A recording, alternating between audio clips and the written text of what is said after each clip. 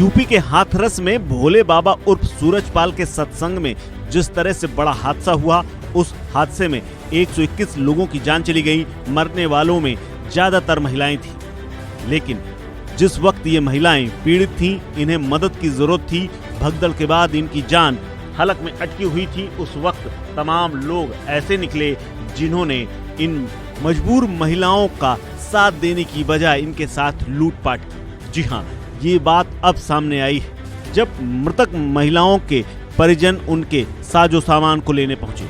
दरअसल इन महिलाओं की मदद की बजाय तमाम लोगों ने जो सत्संग में आए थे, परमात्मा के दर्शन और कथित तौर पर अच्छी बातें सीखने, उन्होंने इन महिलाओं को अपना शिकार बनाया और इनके गहने तक ले गए।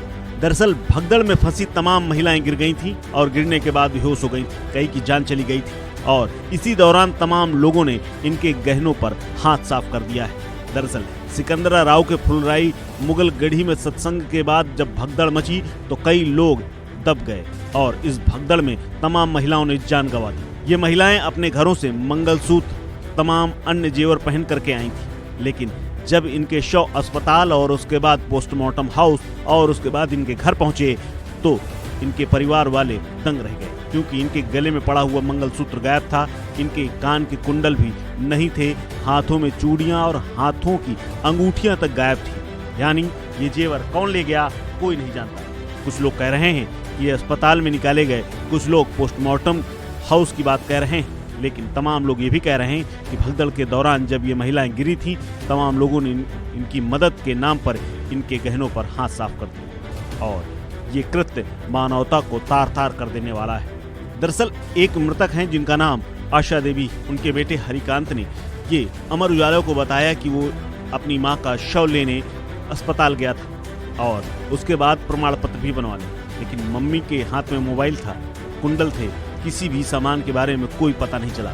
इसके बाद उन्होंने घटना स्थल पर भी जाकर के देखा और फोन किया, परिजनों को बताया कि मम्मी टिफिन और दवा लेकर के गई थी, वो सब तो मिल गया, लेकिन गहने गायब थे। ऐसा ही कासगंज के ब्रजेश ने भी बताया। उन्होंने कहा कि उनकी मां सत्संग में गई थी, जहां भगदड़ में वो शिकार हो गई और उनका निधन हो गया। जब वो घटना स्थल पर गए और मां का खोया हुआ सामान तलाशने लगे तो उनके कुंडल, मंगलसूत्र, नाक की बाली, पायल, चूड़ियां, तमाम सामान गायब थे। उन्हें शव तो मिला लेकिन कोई गहना नहीं था। मां के घायल होने की उन्हें सूचना मिली थी, लेकिन जब एटा वो पहुंचे तो उनकी मृत्यु हो चुकी थी।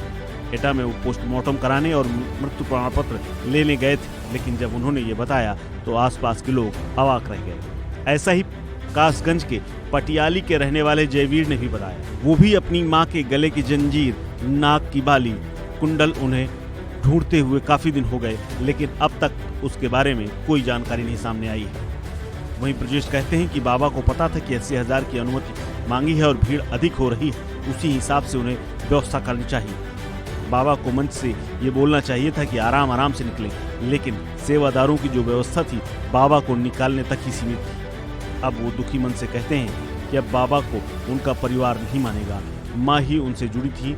जिस दिन वो घटना हुई उसी दिन से बाबा की फोटो तक घर से हटा दी गई है। इसके अलावा सत्संग हादसे के पीड़ितों का आरोप है कि मृतक और घायलों को एक ही एम्बुलेंस में भर दिया गया था, जिसकी वजह से कई घायलों ने भी दम तोड़ दिया। अस्पताल पहुंचने की जगह उन्हें सीधे पोस्टमार्टम हाउस ले जाया गया। वहीं तमाम लोगों का ये भी कहना है, अगर मौके पर सही एम्बुलेंस होती और तमाम अन्य सुविधाएं होती या प्रशासन और पुलिस होती तो शायद उनके परिजन जीवित होते। इस खबर में फिलहाल इतना ही। अपडेट्स के लिए बने रहिए वन इंडिया हिंदी के साथ।